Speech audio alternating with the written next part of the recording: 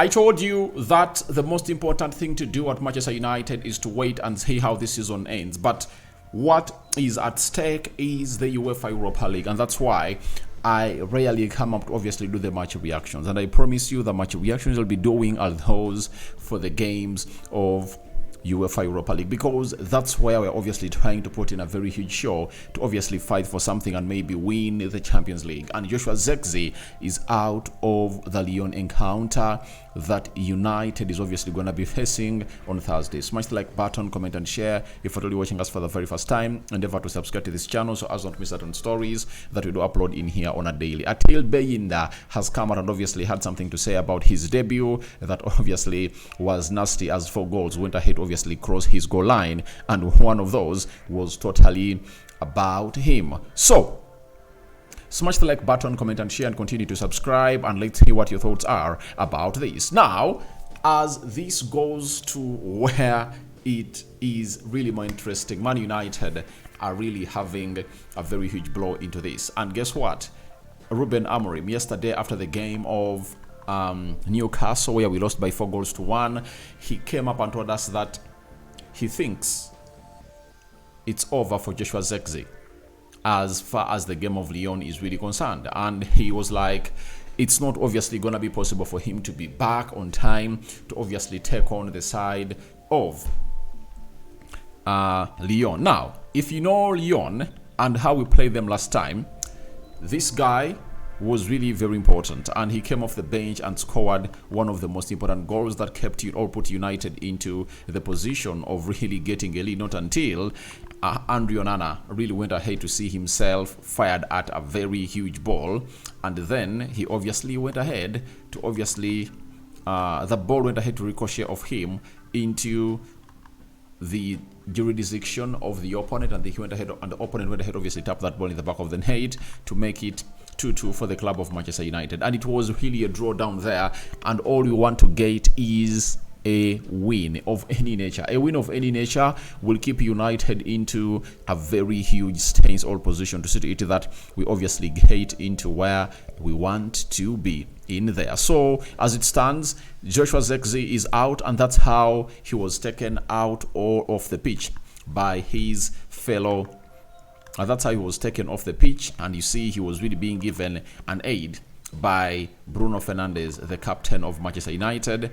And no sooner had he really gone ahead to get down than Manchester United went ahead to bring on Rasmus Højlund on the pitch, who really performed not all that great. But I tell you, the entire team in that attacking phase was really very, very, very, very lacking, if I might say. I don't know what your thoughts are about it, but it really looked very, very bad for the club of Manchester United into that area, and nothing really was going on well as planned. So that's what you're really having in here at the side of United Matters channel. Joshua Zirkzee is out. Now, if Joshua Zirkzee is out, what does that mean? It means that Man United has is left with just one centre forward as far as that game of Lyon is really concerned. That is Rasmus Højlund. Chido Obi Martin cannot obviously play because he was not registered in that list B players, because they thought that he was not yet ready to make it to the first team. That's it. So what is really happening at Manchester United is that we won't have any enforcement of the bench, and that means Rasmus Højlund will have to play a full 90 minutes if at all we win that game, or a full 120 minutes if at all we draw in the first or in the full 90. That is it. So it will be up to the manager on how he's obviously going to be lifting or really making or really choosing his team. But Lyon is going to be coming at Old Trafford with a lot of force and energy. I tell you, they'll come with a lot of force and energy to see to it that they put up a lot at Manchester United and maybe shock us. But I think we stand a very huge chance to obviously win against them. We are going to be at Old Trafford, and these players not it that if they qualify for the Champions League, obviously their bonuses they're obviously going to be getting as a club, and it will be a message from Ruben Amorim to these players that if we really need to get where we want to be and play the Champions League next time or next season, let's do the needful. And that's exactly what United will be eyeing at. So for that, we also lose another player who can play as a 10, you know, and we are left with Those who can play as 10s, Bruno Fernandes, Mason Mount, Kobe Mainoo, Alejandro Garnacho, right? Those are 4 players you're really left with. And in the back line, I think we're really safe for that because Luke Shaw is even back. I don't know whether the manager can risk him enough to play him there. So that is exactly what we're really having in for Joshua Zirkzee, but he's really out. But he's one of those players that had gone ahead, obviously, pick on form for the club of Manchester United, and I really enjoy him play, you know, especially playing behind the centre forward. And most of his performances have gone ahead to coming through when he's being played as one of the 2 number 10s that the manager plays behind his number 9. Though, when United was playing against Lyon, Rasmus Højlund was taken off and this guy was brought on. And when he was brought on, you know what happened?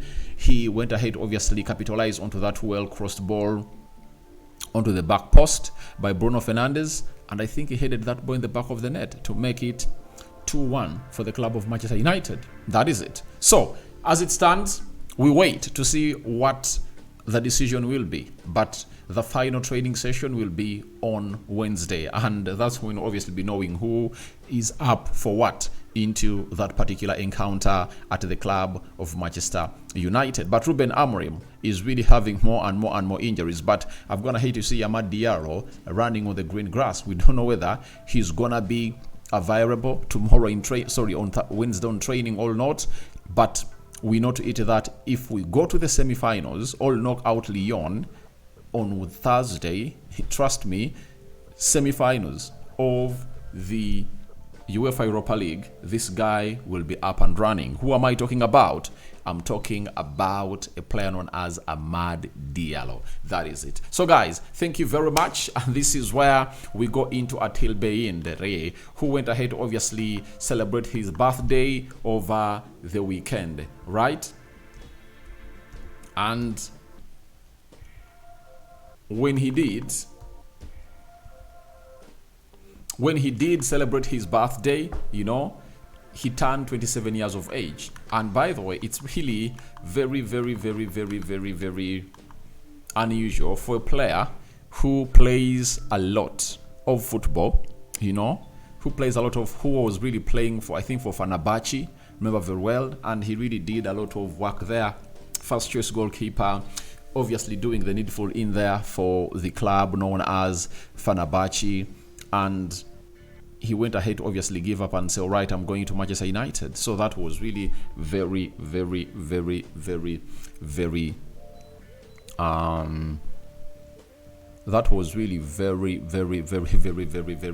shocking for everyone. But he turns 27 years of age today, and that is Altay Bayindir. But yesterday he made his first Premier League debut for the club of Manchester United, and this is what he took to his socials as the second choice goalkeeper. He said, "Honored to make my Premier League debut for this club. Not the result we wanted, but I will keep pushing, keep fighting, we'll be back stronger, keep believing." That's what he said. But I've always told people that blaming Andre Onana is not the problem, because even if you bring in Altay Bayindir, you are getting the same results, and this is where people get it wrong, blaming the goalkeeper. But you want to tell me that all those 4 goals, apart from the 4th one where he really misplaces that pass, are for the goalkeeper to blame? No.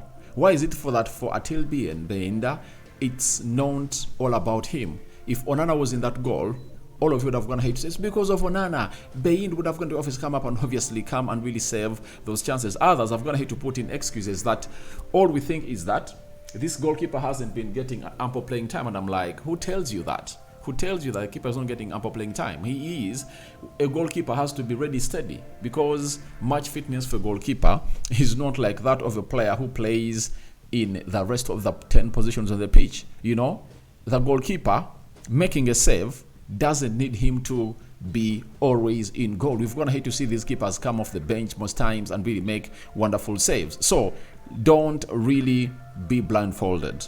Our team needs to obviously be defending better, especially in that double pivot. We need in another player to obviously be signed, you know, like an Ederson or a Bruno Guimaraes to be playing in there to partner with Manuel Ugarte. Then we need another, I think, centre back at that side. So guys, thank you very much for watching in. Rokan David is my name, and I'm calling for your reactions into the comment section about Zirkzee out of Lyon encounter. Bayindir celebrates United debut. What are your thoughts about that? We out.